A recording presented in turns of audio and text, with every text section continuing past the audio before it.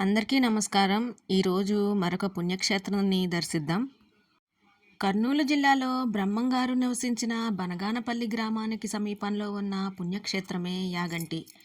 ఆహ్లాదకరమైన ప్రకృతి సౌందర్యంతో పరవశింపచేసే పుణ్యక్షేత్రాలలో యాగంటి ఒకటి. యాగంటి దేవాలయం కర్నూలు జిల్లాలో చాలా ప్రసిద్ధి చెందిన ఆలయం. ఇక్కడ ఉన్న నందీశ్వరునికి దేశవ్యాప్తంగా ప్రచారం ఉంది. యాగంటి క్షేత్రంలో ప్రధాన ఆలయంలో ఉమామహేశ్వరుని లింగం ఉంటుంది. తొలుత ఈ ఆలయంలో శ్రీ వెంకటేశ్వర స్వామి విగ్రహాన్ని ప్రతిష్ఠించాలని కట్టారని, కానీ తయారైన విగ్రహంలో చిన్న లోపం ఉన్నందున వెంకటేశ్వరుని విగ్రహాన్ని ప్రతిష్ఠించలేదని స్వయంభూగా ఆ చుట్టుపక్కల వెలిసిన ఉమామహేశ్వర స్వామి వారిని తీసుకుని వచ్చి ఆలయంలో ప్రతిష్ఠించారని ఒక కథ ప్రచారంలో ఉంది. లోపభూయిష్టమైన శ్రీ వెంకటేశ్వర స్వామి విగ్రహాన్ని ప్రధాన ఆలయానికి పక్కనే కొండపైన సహజ సిద్ధంగా ఉన్న గుహలో ఇప్పటికీ దర్శించుకోవచ్చు. ఇక్కడున్న పుష్కరిణిలోకి నీరు నంది నోటి నుండి వస్తూ ఉంటుంది.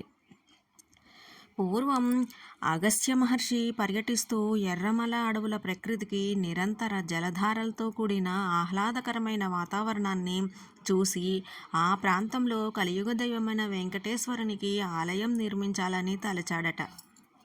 మరి స్వామివారి విగ్రహ ప్రతిష్ఠ సమయంలో స్వామివారి యొక్క బొటనవేలు కొద్దిగా విరిగిపోవడంతో ఎంతో చింతించిన అగస్త్య మహర్షి ఆ పరమశివుడి కోసం ఘోర తపస్సు చేశాడట. అప్పుడు అక్కడ కాకులు ఋషి యొక్క తపస్సుకి భంగం కలిగించటంతో కోపోద్రిక్తుడైన అగస్త్య మహర్షి ఆ ప్రాంతంలో ఇకపై కాకులు ఉండరాదని శపించాడట. అందుకే ఇక్కడ కాకులనేవి కనిపించవు. మరో ముఖ్యమైన విషయం ఏమిటంటే, శనిగ్రహ బాధలతో బాధపడేవారు ఈ ఆలయంలో దీపం వెలిగిస్తే శనిగ్రహ బాధలు తొలగిపోతాయని గట్టి నమ్మకం. రాళ్లకు జీవం ఉంటుందా? మనుషుల్లాగే అవి కూడా పెరుగుతాయా? అనే ప్రశ్నలకు చాలామంది అదేనా సాధ్యం అనే సమాధానం ఇస్తారు. అయితే యాగంటి క్షేత్రంలోని ఉమామహేశ్వర స్వామి ఆలయానికి వెళ్తే మీరు తప్పకుండా ఆశ్చర్యపోతారు. ఎందుకంటే అక్కడ నంది విగ్రహం ఏటేటా పెరుగుతుంది. అంతేకాదు ఈ నందితో యుగాంతం కూడా ముడిపడి ఉందని చెప్తారు.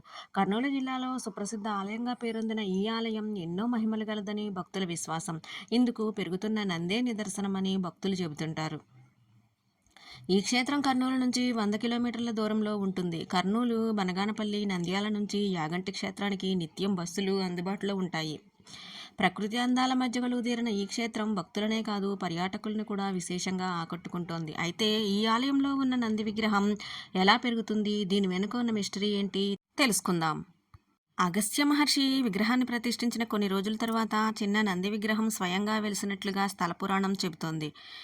400 ఏళ్ల కిందట ఈ నంది విగ్రహం చాలా చిన్నగా ఉండేదని, భక్తులు దాని చుట్టూ ప్రదక్షిణలు చేసేవారని కూడా చెబుతుంటారు.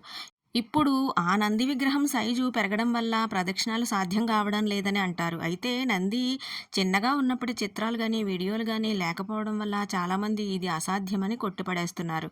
కానీ ఆ నంది సైజును పెరగడం మాత్రం నిజమే అంటున్నారు పురావస్తు శాఖ అధికారులు.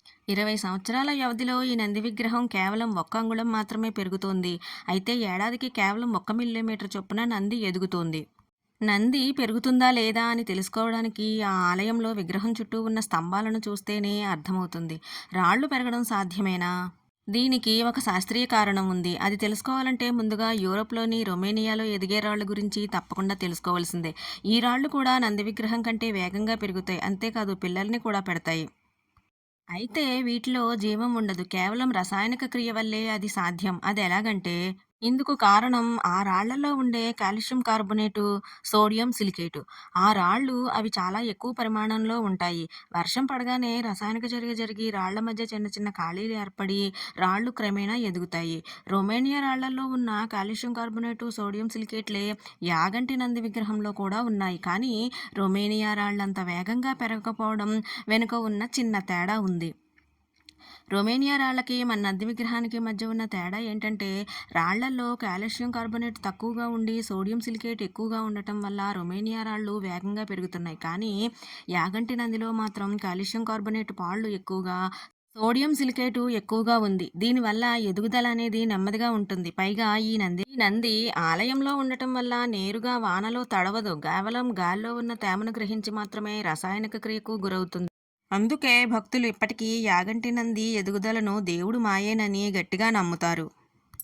కలియుగాంతంలో యాగంటిలోని ఈ నంది లేచి రంకెలేస్తుందని శ్రీ వీరబ్రహ్మేంద్ర స్వామి కాలజ్ఞానంలో వెల్లడించారు. అందులో పేర్కొన్నట్టుగానే ఇక్కడ నంది రోజు రోజుకి పెరుగుతుందని భక్తుల విశ్వాసం.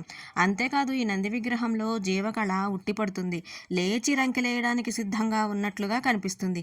అరుంధతి మూవీలోని కోట మీకు గుర్తుందా? ఆ కోట సెట్ వేసింది కాదు. యాగంటికి 1 కిలోమీటర్ల దూరంలో ఈ కోట ఉంటుంది. ఈ ఆలయ దర్శనానికి వెళ్ళినప్పుడు తప్పకుండా మీరు కూడా చూసి రండి. ఈ వీడియో మీకెలా అనిపించిందో కామెంట్ సెక్షన్‌లో కామెంట్ చేయండి. వీడియో నచ్చితే లైక్ చేయండి, షేర్ చేయండి. సాయి షణ్ముఖ ట్రెండీ వ్లాగ్స్ ఛానల్‌ని సబ్స్క్రైబ్ చేసుకోండి. ఇలాంటి మరిన్ని మంచి వీడియోల కోసం థాంక్ యూ ఫర్ వాచింగ్.